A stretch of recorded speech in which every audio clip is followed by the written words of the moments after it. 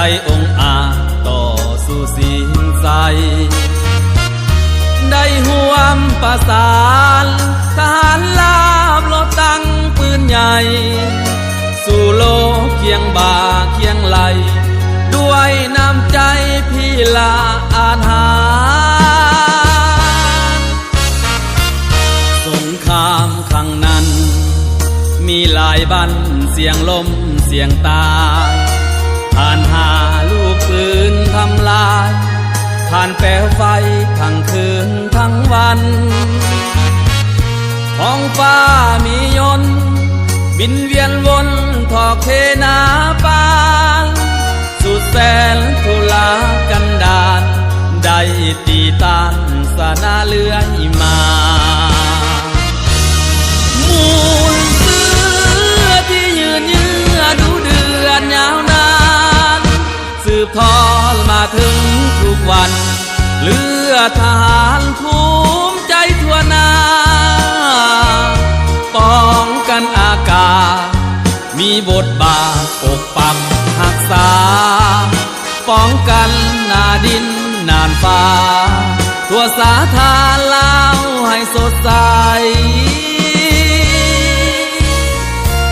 ถึง50 ปีที่เราลบป้องกันอากาศในยามที่ประเทศชาติมีอำนาจอธิปไตยพร้อมกันสร้างแปลงให้เข้มแข็งก้าวทันสมัยป้องกันอากาศเติมใหญ่ร่วมก้าวไปตามภาพนำพา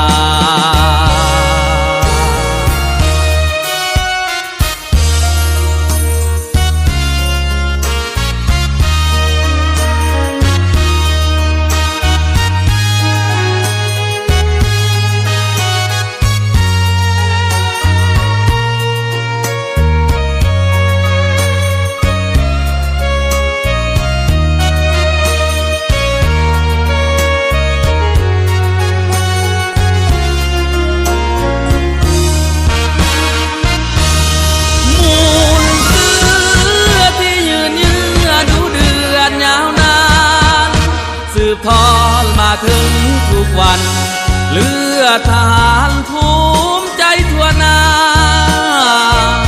ป้องกันอากาศมีบทบาทปกปักรักษา